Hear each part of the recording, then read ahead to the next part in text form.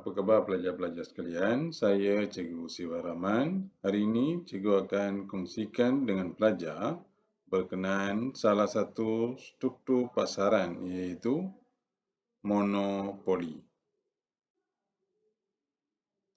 Faktor-faktor yang mewujudkan monopoli.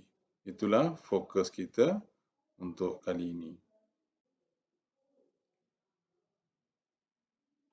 Baiklah pelajar, antara faktor yang mewujudkan monopoli termasuklah peraturan dan undang-undang, pemilikan sumber, saiz modal, teknologi, penggabungan dan pengambilalihan serta ekonomi bidangan. Baiklah pelajar, antara faktor yang mewujudkan monopoli adalah peraturan dan undang-undang. Dan cikgu akan fokuskan kepada paten dan hak cipta serta pemberian lesen. Paten merupakan hak eksklusif yang dianugerahkan kepada sesuatu reka cipta atau inovasi oleh individu atau firma. Kerajaan sebenarnya memberikan hak eksklusif kepada pengeluar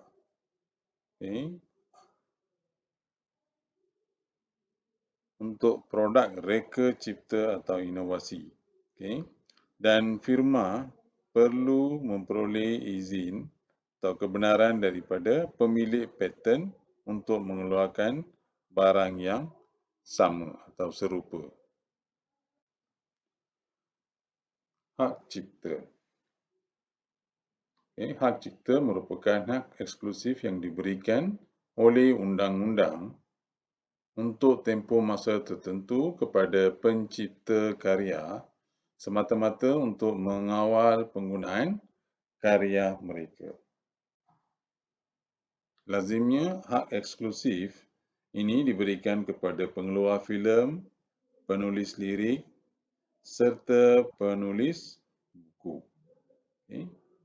Hak cipta juga menggalakkan sebenarnya dengan adanya hak cipta ia menggalakkan lebih banyak aktiviti reka cipta dan penyelidikan. Dan pemberian hak cipta juga mengelakkan peniruan di mana boleh merugikan inovator yang membelanjakan wang ringgit dan juga menghabiskan masa yang banyak untuk mencipta produk tersebut.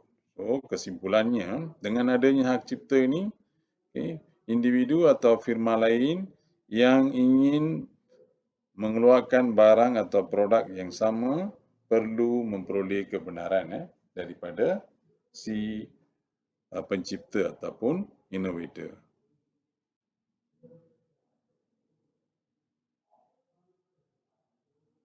Pemberian lesen.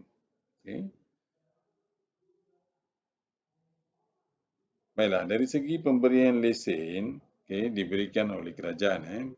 Lesen ini diberikan oleh kerajaan kepada firma tunggal.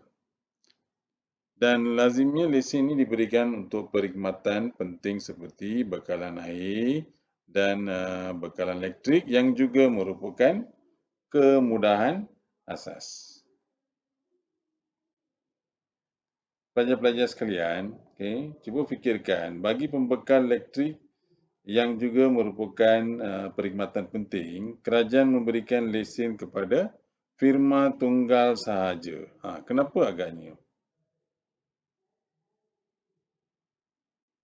Baiklah, kerajaan sebenarnya tidak menganugerahkan lesen untuk pembekalan barang penting, terutamanya kemudahan asas kepada banyak firma semata-mata untuk mengelakkan persaingan antara firma.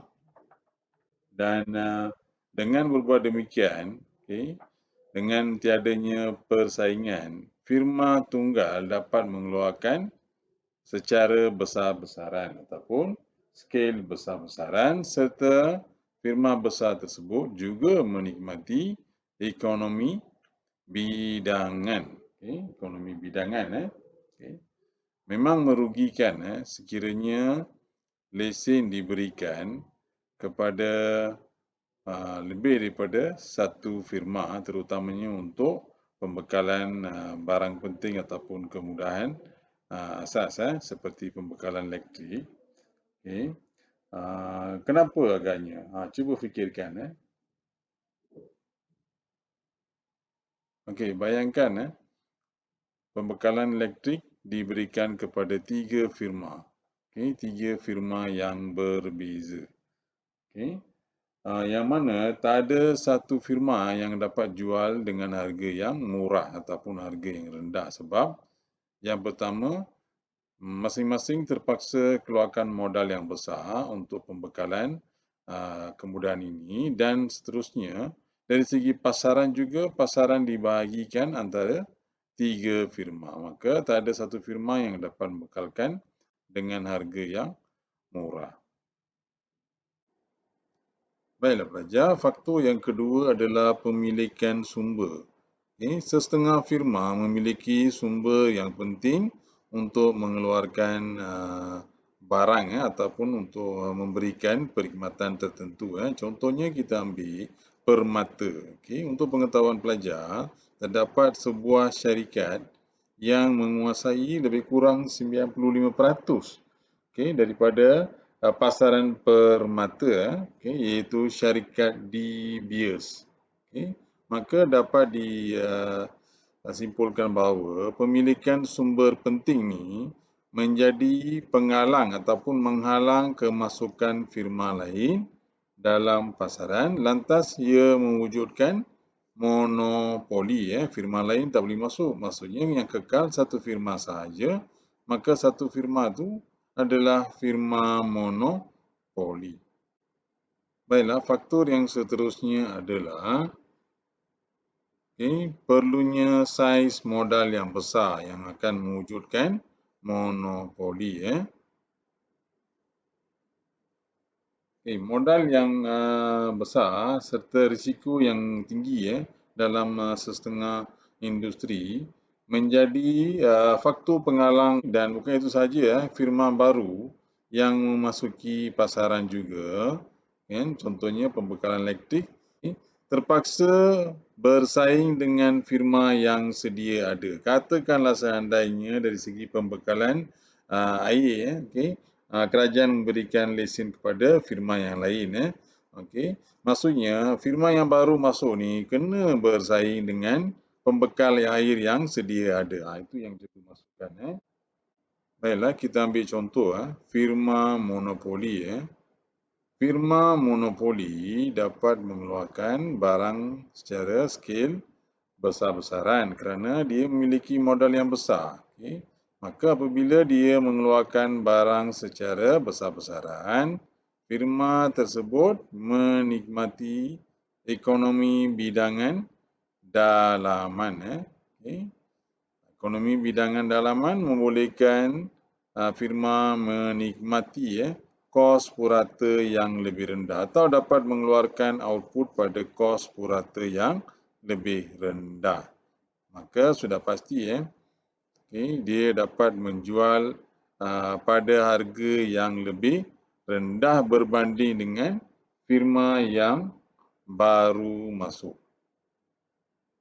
Baiklah pelajar, faktor yang seterusnya adalah teknologi. Sesetengah firma memiliki teknologi yang tinggi untuk mengeluarkan barang tertentu. Dengan itu, faktor teknologi ini mewujudkan monopoli di mana firma-firma lain yang tidak memiliki teknologi tidak dapat menembus pasaran tersebut. Kita ambil contoh pembinaan kapal sebegini, kapal persiaran begini, memerlukan teknologi yang sangat tinggi dan juga modal yang tinggi.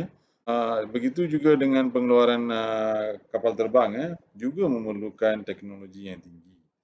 Seandainya tak ada teknologi yang canggih, maka memang firma-firma baru, firma-firma di luar sana tak dapat memasuki pasaran. Dan itu dengan sendirinya menjadi halangan untuk firma-firma baru memasuki pasaran. Firma yang memiliki teknologi yang tinggi lazimnya menjalankan penyelidikan dan pembangunan yang berterusan agar dapat kekal dalam pasaran sebagai firma monopoli. Baiklah pelajar, bila firma lain tiada kepakaran ataupun tiada kapasiti untuk melatih tenaga kerja, maka firma tersebut tidak dapat memasuki pasaran dan bersaing dengan firma yang sedia ada. Baiklah pelajar, faktor yang seterusnya adalah yang mewujudkan monopoli adalah penggabungan dan pengambil alihan. Ini cikgu berikan contoh untuk penggabungan.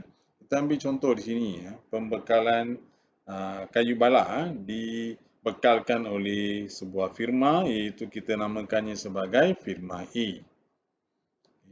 Seterusnya, firma B pula mendapatkan bekalan kayu balak daripada firma A.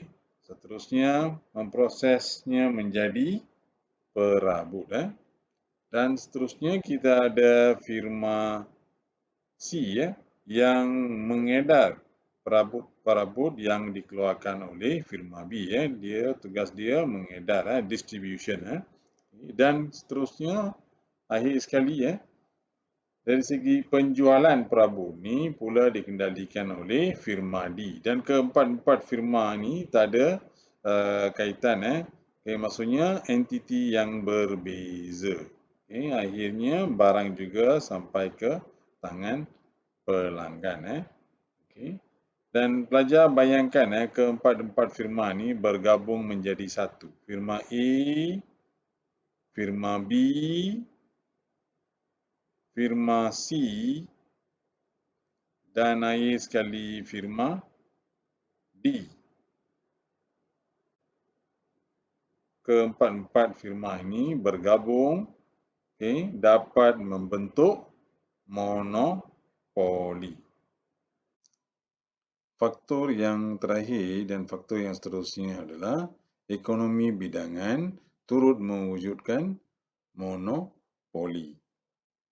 Apa kata kita cuba bandingkan firma monopoli yang sedia ada dengan firma baru. Seperti yang cikgu dah terangkan tadi, firma monopoli yang sedia ada oleh kerana menguasai pasaran yang lebih luas, mengeluarkan barang secara besar-besaran. Oleh kerana dia keluarkan barang secara besar-besaran ataupun output yang lebih banyak seperti Q3, maka firma ini menikmati ekonomi bidangan dalaman dan dapat mengenakan atau menjual produknya pada harga yang lebih rendah. Ini keadaan ini sangat berbeza dengan firma baru. Firma baru yang memasuki pasaran. Baiklah, firma baru yang menghadapi pasaran. Oleh kerana dia baru, dia pasarannya adalah terhad dan terpaksa mengenakan harga yang lebih tinggi kerana menghadapi kos yang lebih tinggi. Kita cuba bandingkan kos yang dihadapi oleh, kos purata yang dihadapi oleh firma monopoli yang sedia ada adalah P3. P3 kerana mengeluarkan barang atau output sebesar Q3, manakala firma yang baru pula menghadapi kos yang lebih tinggi iaitu P1. So, apa keadaannya? Keadaannya senang je. Kesudahannya pula, firma baru yang tak dapat bersaing, kemungkinan besar terpaksa keluar daripada pasaran.